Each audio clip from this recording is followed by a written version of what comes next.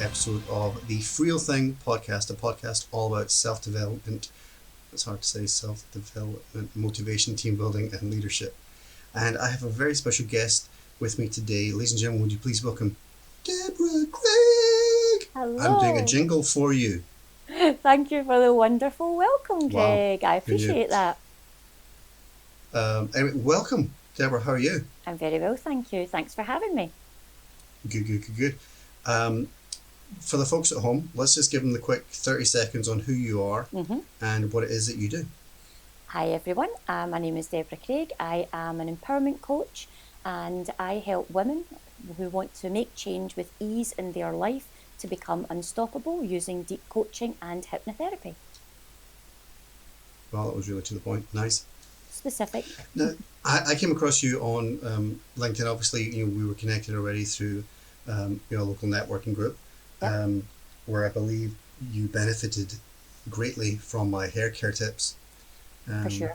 which I share not in a professional capacity, but just because it's the decent thing to do. Anyway, I'd really been enjoying your content on LinkedIn lately, and it just been resonating a lot with a lot of the things that I've been talking about and what I've been doing. And I think the thing in particular was the fact that you were talking about purpose, and you're someone who chose to move away from the corporate life and to focus on something that just was more heartfelt, rather than kind of driven by what you really wanted to do, rather than thinking there's a decent paycheck at the end of this. Am I right? 100%. I did my research. I think I'll get points for that. That's good. Top points for that. So tell me a little bit about that journey. How did that, I used the word journey. Ugh. But you know what I mean. It's a journey, you're right, in a way. It's a journey, yes. For sure. Yeah, but I always criticize people for this. It's like an episode of X Factor or something like that. So tell us about your corporate life, and what that was like, Sure. and why you wanted to make the change. So, Change. Sorry, that's a bit man always in the cue mirror a song. I'm always good for cue a song moments. Love it. there. Right. Sorry. So it's really quite simple. Like when I was growing up, there wasn't an option really to go into any other kind of education after I left school, and I went into a job, moved through different types of corporate type environments, and latterly worked in financial services. And I've always been quite a tenacious person in general. Always a bit of a go-getter, and so I was climbed a ladder quite a lot through all the different organisations I worked with. But it was really strange because I just always had this constant feeling of itchy feet, and I couldn't understand why. I just couldn't settle myself. Every time I had achieved quite a bit in a certain environment, I would get frustrated, I was getting bored. I just didn't feel like I was making enough of a difference. And even though I was working with people, changing their lives and helping them grow and develop, because latterly I was in management for quite a while. And, a lot of my teams did incredibly well as me as their manager. And I felt really good about helping them, but there was just something bigger that was missing. And I just didn't feel like I was contributing at a wider scale. And I think the thing that I couldn't understand initially, and I think this will resonate with a lot of people, is we know inside us something doesn't feel right about what we're doing, but we just don't believe there's another way, or we just don't see how another way could be possible. And I guess the reason that I feel so passionate about sharing my story is because I did it. I actually made that transition. Corporate life was okay. I didn't hate it. It gave me a lot of lovely things. I had really nice luxuries in life. I had a really good income. But this feeling of unfulfillment just came to a kind of head. I think what I did was I tried to change job, into a whole new sector, because thought this would be the pinnacle moment. This was a brand new sector within the industry. This is going to fulfill everything that feels missing. And surprise, surprise, it didn't happen. It didn't work. I still felt as unhappy and unfulfilled. So I went back to the previous environment that I was in, still in the same industry, and higher up jobs, climbed a ladder. But what was really interesting was when I'd made that final move, I knew it was the last move I would ever make within that industry. I was absolutely certain that whatever it took, I would find a way to make my life more aligned to what I wanted it to be. So that was really how it began up here, thinking about it. So, I mean, I think the thing is you're working with people, and it comes down to people, and that and whenever you're leading a team as well, you know, and you're getting results and all that kind of stuff. That can be rewarding in itself, but like you say, it wasn't quite aligned with or as rewarding as you wanted it to be. What was there, like a defining moment whenever you decided, no, this is, like you said, this was the final move that you were going to do, and you wanted to shift to something else?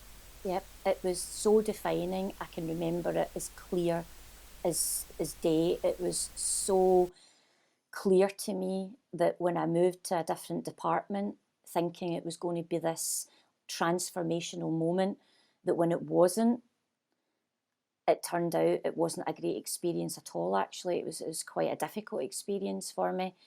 Um, I realised then and there that the next move that I made within this particular organisation would be the last time I would ever make a move to search for a new job to feel fulfilled. And actually, what happened was I decided to go for it and actually start a degree, which is something that I had wanted to do my whole life and didn't think was available to me. In fact, I'd actually, when I signed up to start my degree while I was still working in financial services, when I contacted them, they'd said, "Oh, we actually already have you on our books." It's because 5 years previous, I'd already looked into it, the exact same course, but I didn't have the confidence to go for it. It was there, and I didn't have what I perceived the things that I needed to make it happen. So during that 5 year period, I still was growing, learning, trying new things. But all that happened was I just ended up full circle back to where I'd started. Now I was much higher up in the corporate world, but I was also a lot smarter and aware about what I was looking for. Because at this point I was 39. So I realised, I was like, I don't want to hit 40 and have not actually made this starting point. Not that I think there's anything wrong with whatever age you do it at, but that's how I felt.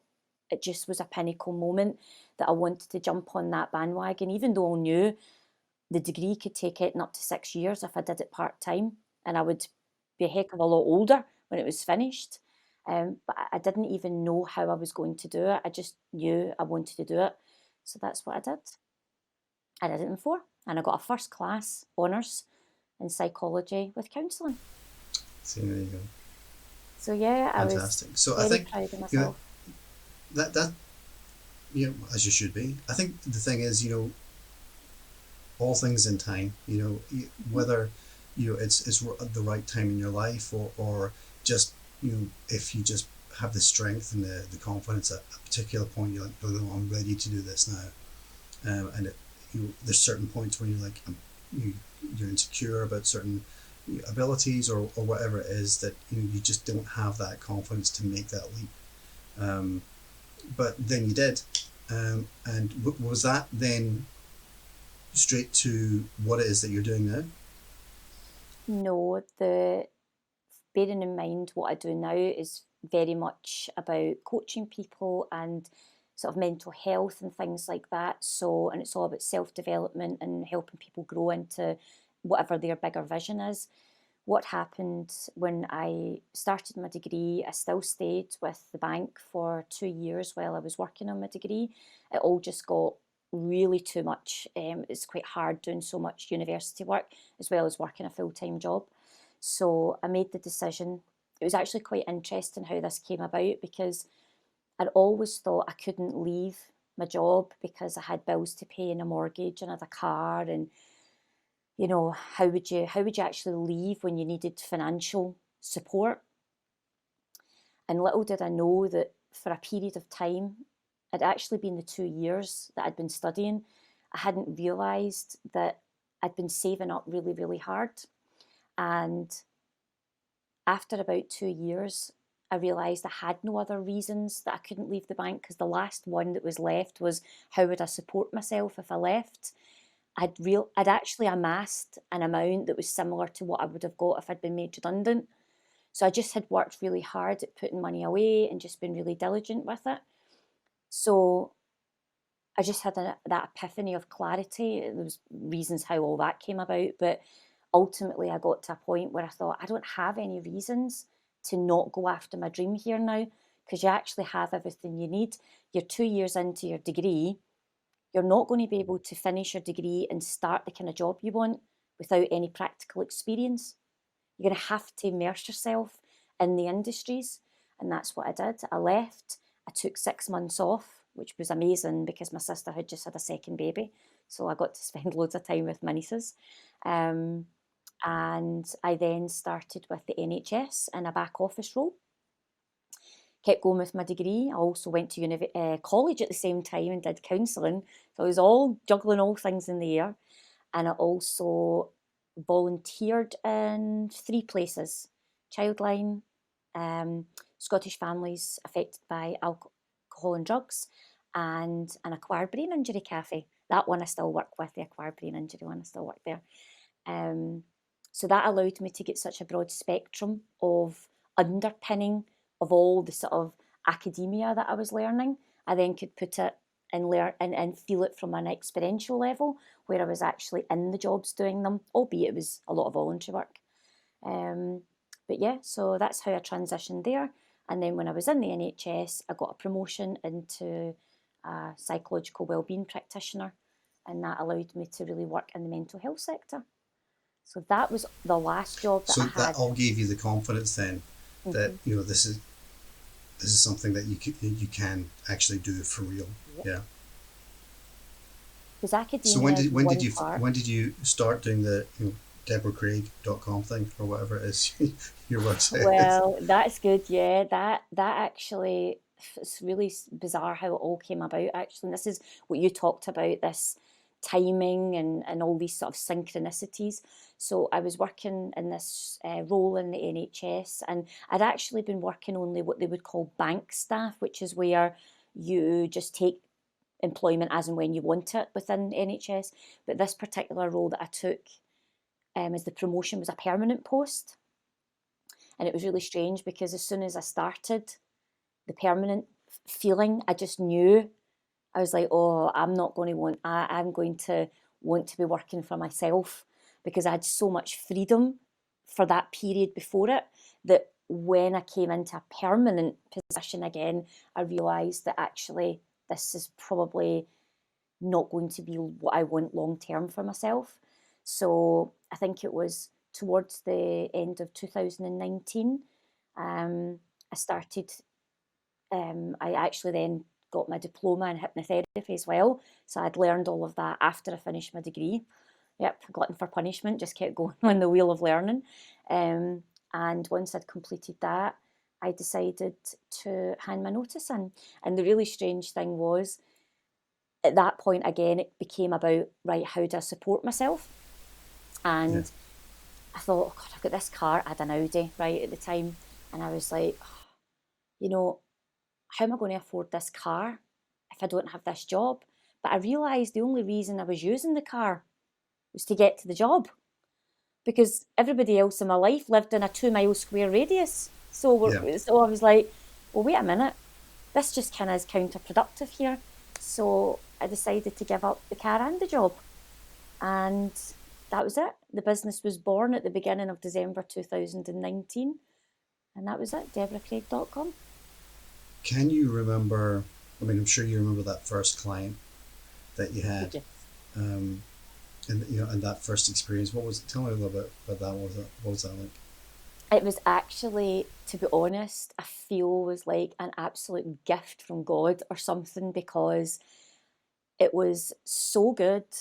and the results were so profound that he was still talking about me on social media like 8 months later on my social media page about how well he'd Right. had success. It was actually a phobia that I was working with him for. It was a dental phobia, and it was completely life changing for him.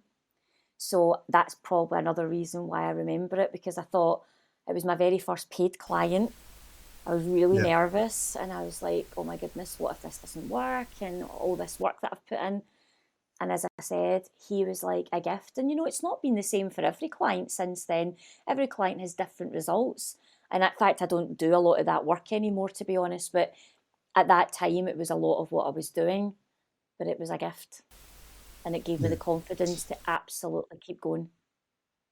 How has COVID affected what it is that you're doing? Is it, obviously we're all doing the online thing. Yep. Was the online thing something that you did already? Was it an offering that was there? Um, or has it just become something that you're just doing now?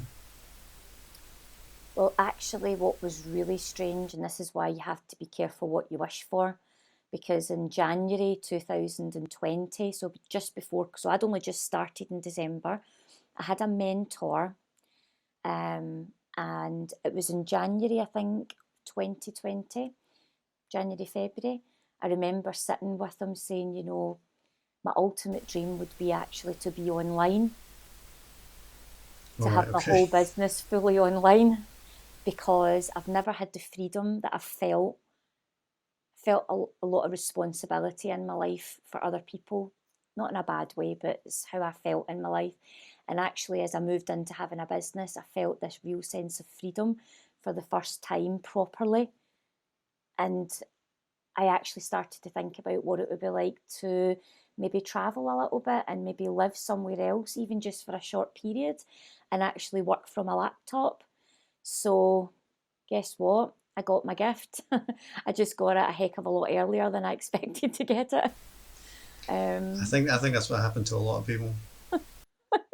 so I couldn't complain. I mean, what I would say is that it gave me a fright, but I'm quite a positive person, as you've probably seen a lot of the stuff that I put out and how I've managed to push through a lot of really challenging things in my life. But um, the first thing for me was I used my time at the start to actually dive in so deeply to self development. I'd already done a degree, I'd already done college, I'd done my diploma, but I wanted to do it on a less academic and more probably spiritual Right. and Okay. self development, which meant that I was growing not just my brain, but growing as a human into becoming the version of me that I saw that would create this image that I had in my mind of where I saw my business going. That's what I did the whole of COVID time. And for me, because of that and taking on the right kind of coaches, I've managed to pivot my whole business to point in the direction of where I dreamed that might take me a few years. And I've done it in probably less than a year. I think that's the thing that has been the case for so many people. I know it's been the case for me. That you have plans about, oh, I'm going to do this, and but it's just accelerated it. I planned on doing a lot more of the online thing and workshops and seminars and that sort of things, and then this happens, and then you find that that's what you end up doing an awful lot, and then you're you've got clients all over, and it's geographically just not an issue, and I think if you have that kind of business, that where you're sharing knowledge or creativity or helping people and coaching people, then most businesses like that can function, as you say, from a laptop with an internet connection, really wherever. Exactly. But do you have? I think I've spoken about this a lot with other businesses, and normally we have a plan going forward, and we're thinking, I'm going to do this, I'm going to do that, and obviously with everything that's happened with COVID over the past year, it's made us reevaluate those plans and look at these things in a completely different way. And as you say, it's accelerated, a lot of things. But I think the thing that I've found that other businesses have struggled with as well is the fact that some of them literally have just ground to a halt, and they're kind of like, I have no idea how we're actually going to go forward. But there's a certain amount of inability to plan that far ahead because we don't know. We actually, we really don't know what's happening in the world, and in terms of thinking, oh, we're going to go to that conference next year if that's going to take place, and are we going to travel there? Yeah. Even very, very general kind of things. Is that something that you've kind of reevaluated, your 2-year plan or that side of things, or are you kind of more going with the flow, would you say? I'd like to say that I had a firm 2-year plan, and I probably should have a bit more of a plan if I'm honest. But I've probably got more of what I would say is a vision than I have a specific plan. I see how I want things to be. And to be honest, it's how I've lived my life quite a lot. And what happens Yeah. is by having this vision, which has consistently grown, I the the opportunities unfold at the time that they're meant to. And I just have a real Mm-hmm. trust in the process that if I don't hold on too tight, then it will be. So it's not making the right decisions. It's actually just sometimes taking risks when I need to take risks, and then other times just sitting with it and just being silent with myself to really listen to what it is that I want, because there's so many, I mean, you'll know this yourself, there's so many different models and different coaches and different strategies that we can all jump into that Mm-hmm. feel shiny and like, wow, this is going to be the thing that will revolutionize my business. But Yeah. actually, what is my business and who am I trying to help? Because what I've learned is I learn so much from coaches, I learn so much from all the programs that I'm in. But what I've learned more than anything, and I would say particularly in the last few months, is I know more about myself and where I want to go than anybody else does. And it's making sure that you don't follow like the magpie, that other path that other coaches or other business models can demonstrate. That's brilliant that they're doing that. There's something from every coach and every model that you perhaps like. But Mm-hmm. I think it's having that confidence to believe that you know more than anything who you want to serve and how you want to do it. And just having the faith that the right model and the right process or the right strategy will actually present itself at the right time. And that you don't have to, like, I've had different coaches for different things.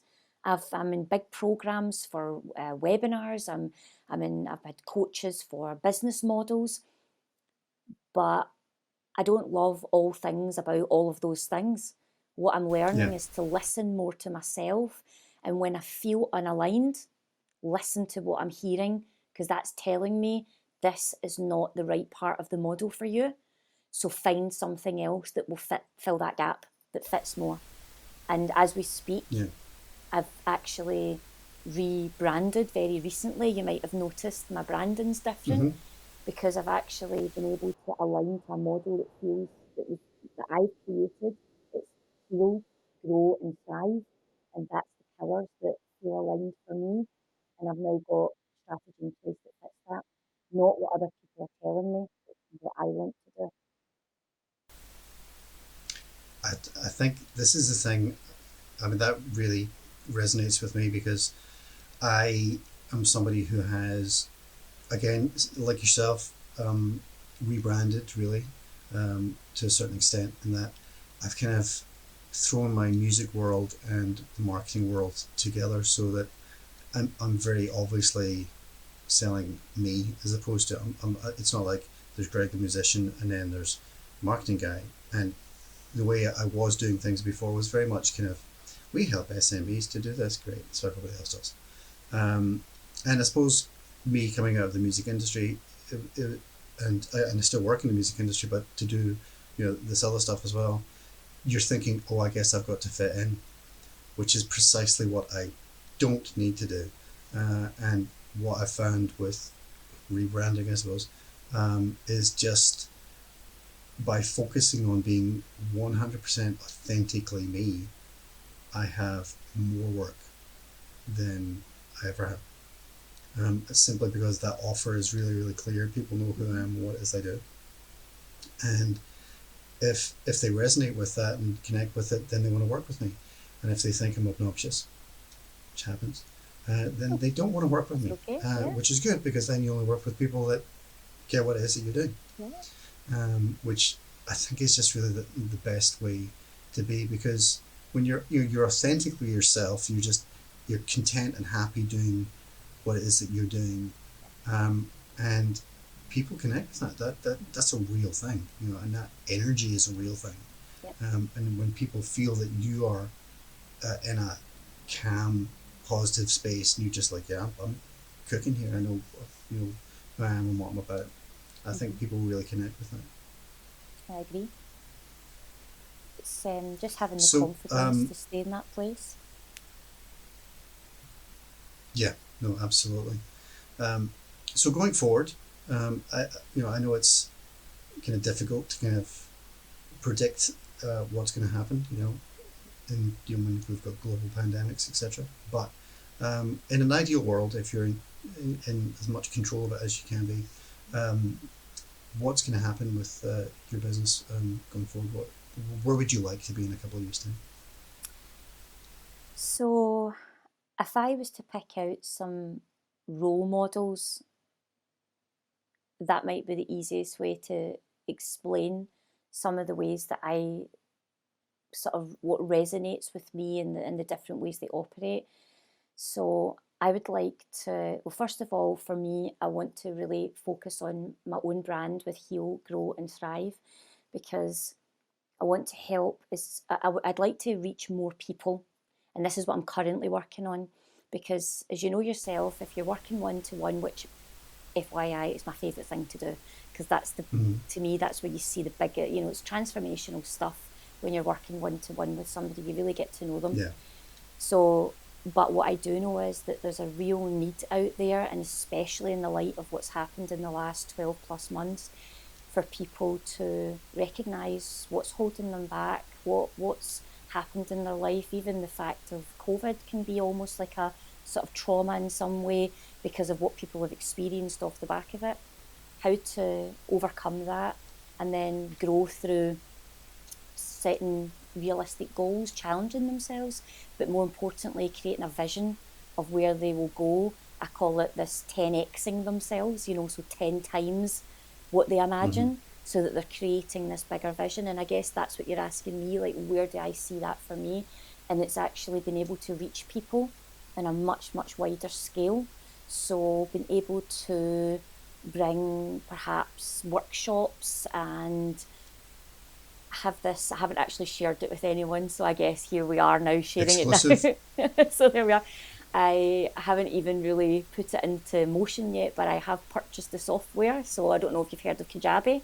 So it's like Sure. the platform. So I've Yeah. recently purchased Kajabi because for me that's the dream entrepreneur platform. It's the all singing, all dancing that will help me basically sort of streamline everything in all of my models. And what I would like to do is create my Heal, Grow, Thrive Academy, where I will be having people, specifically women, actually join, because that's my cohort of women that I've been working with. But Sure. who Yeah. knows? It might be men or women. I haven't decided yet. To get involved in me helping them help themselves. So it's very much the very early stages. I've just come up with the idea Yeah. recently, and I've now got the platform in place that will help me create it. I now just need to start putting the models into place and how I'll deliver it. But that's where I see it being, because I can reach people on a much, much bigger scale. Yeah. I think that's the thing. It's kind of knowing that that's what you want to do as well. There's some people that, certainly for me, I wasn't too sure if I wanted to go down that route in particular. but like yourself, I'm putting together an online program just now. It's a little bit different, and whether I kind of go fully down that route or not, I'm not entirely sure. But I think you kind of I'm sort of spending time just sort of working through that in my head. But yeah, I think there's like you say, there's just different models of sort of how to go forward doing it, but you've got to do what works for you, you know. Definitely. Anyway, Deborah, thank you so much for Thank joining me you. this morning. It's been great to chat to you and find out a little bit about your business Thank you. and to share a little bit of your story. Thank you very So, much for having me. sure, no problem. If people want to find out more about you, where can they find you? So they can always find me on LinkedIn for starters. You'll just have Mm-hmm. just Deborah Craig. You'll see me on there, hypnotherapy and empowerment coach. Or alternatively, my website is, which will begin under construction shortly, but it's still there just now, www.deborahcraig.com. Simple. Simple. Fantastic. Thank you very much indeed, and all the best going forward. Thanks very much. Take care. I'll talk to you soon. Bye-bye. Bye.